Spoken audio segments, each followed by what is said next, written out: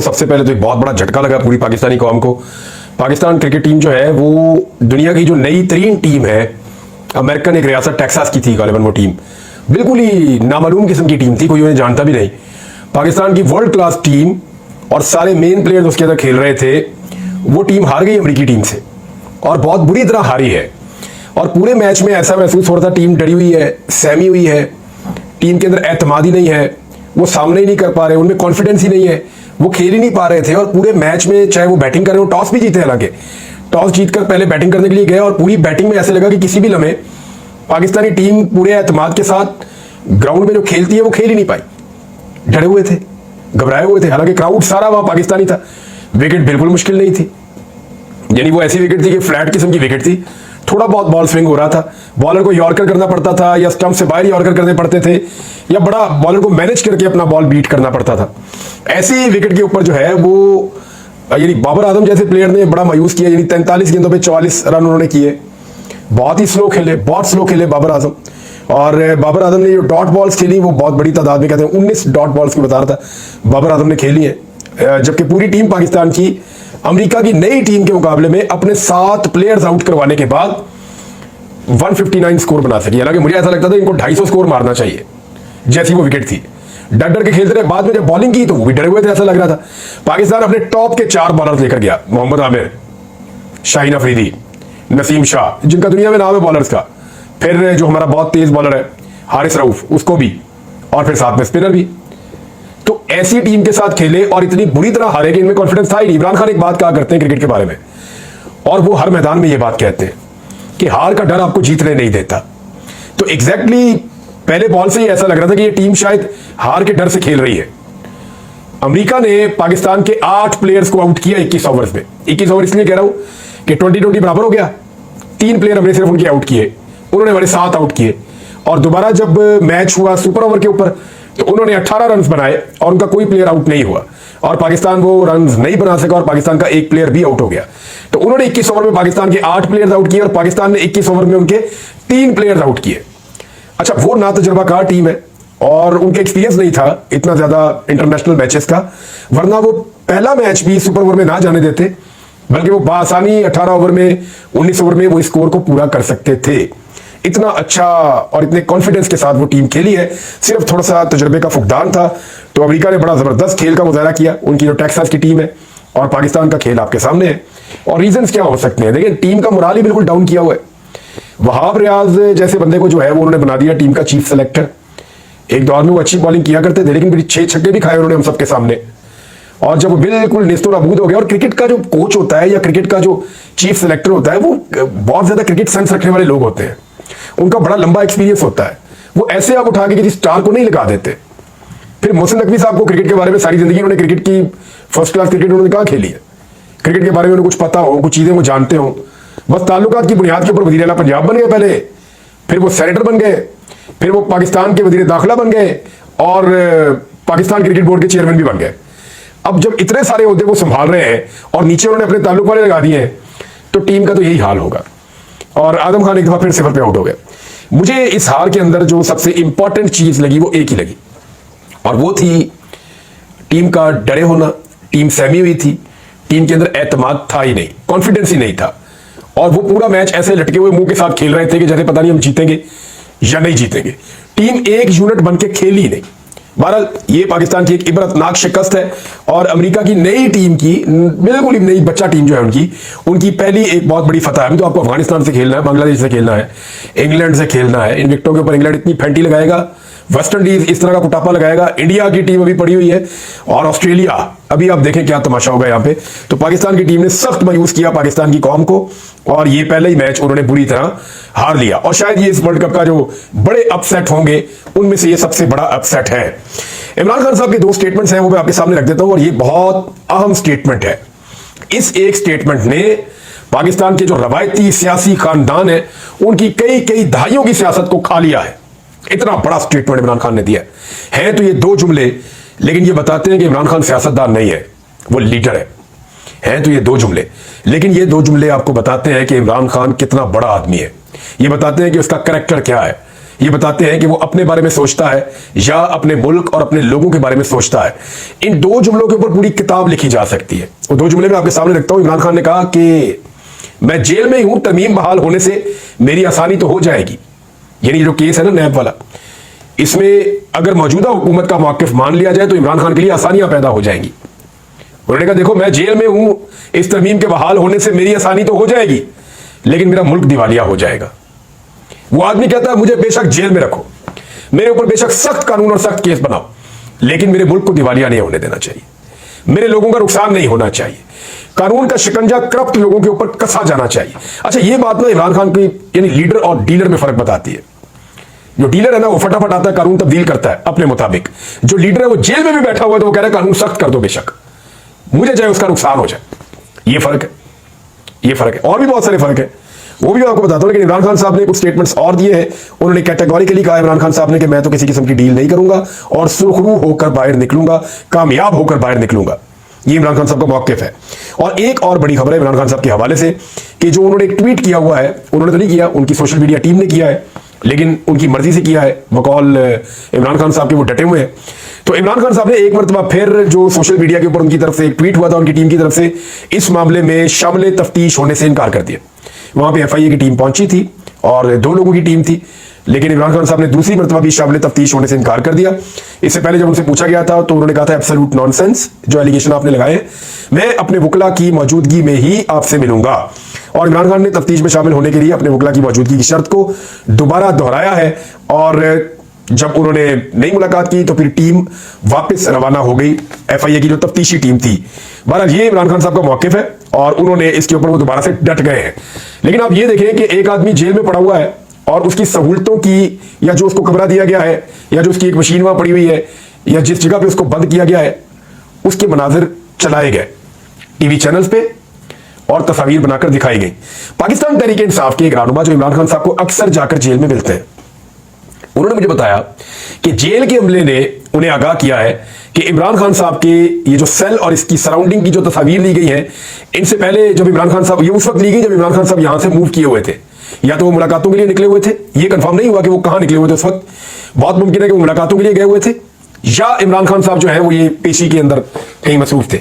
उस दौरान में ये तस्वीर हासिल की गई है और इन तस्वीर को बाकायदा चुना गया है, जो तस्वीर वायरल की गई है।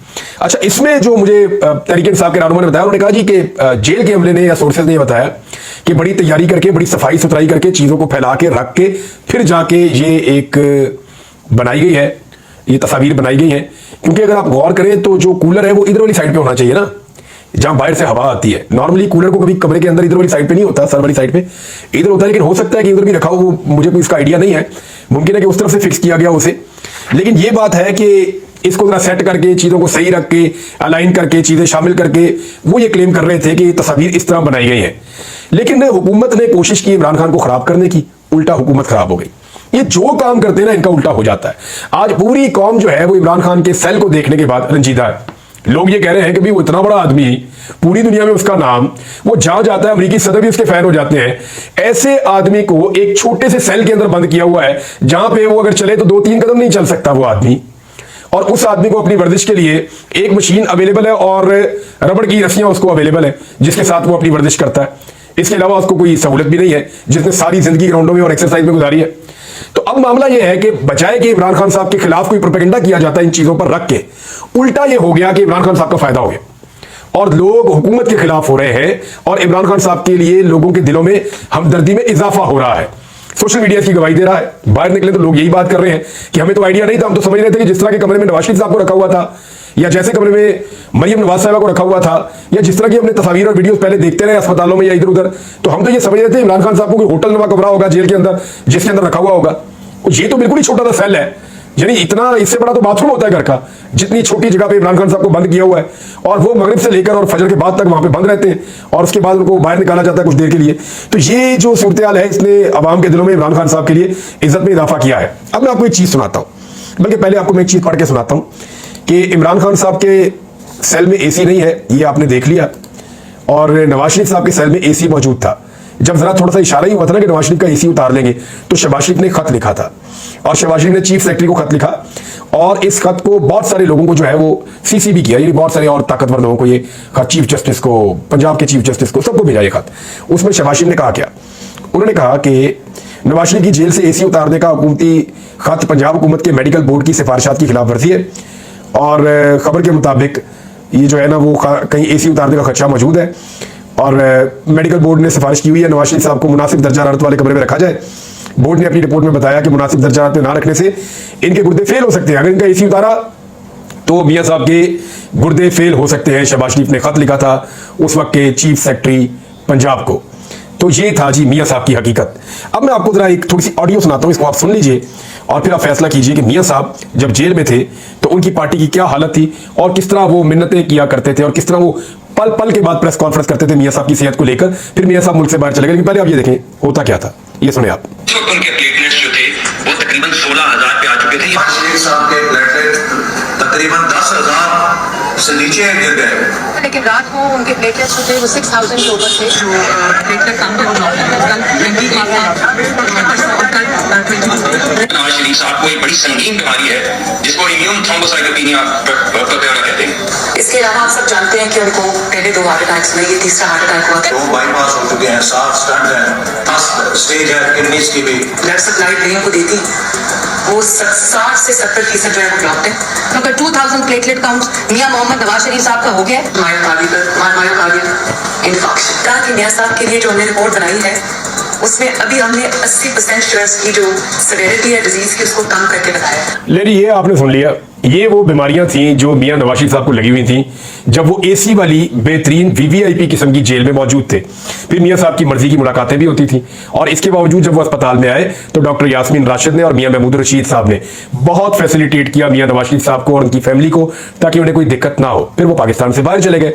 पाकिस्तान से बाहर जाके मियां साहब के प्लेटलेट्स पूरे हो गए और उन्होंने किसी किस्म का कोई इलाज भी नहीं करवाया।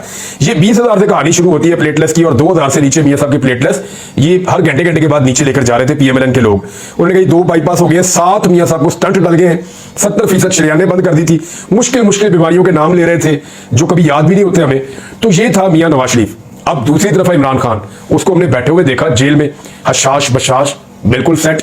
नवाज शरीफ ने इतने दिन कभी लगातार ऐसे जेल में गुजारे नहीं और इतनी मुश्किल सूरत हाल में तो कभी नहीं गुजारे, कभी भी नहीं गुजारे जितनी मुश्किल सूरत हाल में इमरान खान ने गुजारे हैं। लेकिन उसके बावजूद वो ज्यादा फिट है, ज्यादा मजबूत है और ज्यादा बेहतर अंदाज में जो है वो अपना मुकदमा लड़ रहा है, ज़हनी और जिस्मानी तौर पे पहले से ज्यादा मजबूत लग रहा है।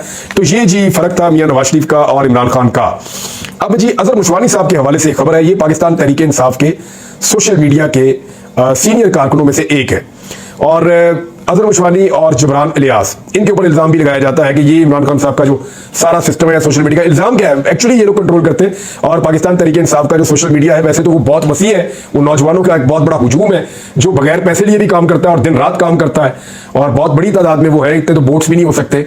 लिहाजा पाकिस्तान तहरीक इंसाफ का सोशल मीडिया में कई दफा ये कहता हूं कि वो पार्टी को कंट्रोल करता है, पार्टी उसको कंट्रोल नहीं करती। अजहर मुशवानी साहब ने बताया कि मेरे दोनों बड़े भाइयों प्रोफेसर मजहर और प्रोफेसर जहूर मुशवानी को आज रात 2:50 पर हमारे घर टाउनशिप लाहौर से दर्जनों सीटीडी के यूनिफॉर्म और सादा कपड़ों में मलबूस अफराद उठाकर ले गए हैं। मेरे किसी फैमिली मेंबर का सियासत से कोई ताल्लुक नहीं है और तमाम अफराद ये टीचर्स हैं, प्रोफेसर हैं, दोनों दरसों तदरीस के शोबे से ताल्लुक रखते हैं। जहूर मुशवानी को पिछले साल भी 145 दिन अगवा रखा गया था। मेरे वालिद साहब को 3 दिन और मुझे 8 दिन अगवा रखा गया। ये जुल्म और बदमाशी अब बंद होनी चाहिए। जिसका दिल करता है घरों में घुसकर बंदे उठा ले जाता है। इनका कसूर सिर्फ ये है कि वो पाकिस्तान में रह रहे हैं और पाकिस्तान में जंगल का कानून राइज है। ये अजहर मुशवानी साहब ने कहा और उसके बाद ये मामला चला गया हाई कोर्ट में और हाई कोर्ट ने अजहर मुशवानी के भाइयों को बाजियाब करवाकर कल तक पेश करने का हुक्म भी जारी कर दिया है। नाज़रीन, एक बड़ा दावा उमर अयूब साहब ने किया है, ये पाकिस्तान तहरीक इंसाफ के सेक्रेटरी जनरल है। उन्होंने कहा कि मुझे इसी साल हुकूमत जाती और इलेक्शन होते नजर आ रहे हैं। जितनी जल्दी हुकूमत तब्दील होगी मुल्क के लिए उतना ही अच्छा होगा। उन्होंने कहा कि हवाओं का रुख बदल रहा है लेकिन अभी मुकम्मल नहीं बदला। मुझे तो इसी साल हुकूमत जाती और इलेक्शन होते नजर आ रहे हैं।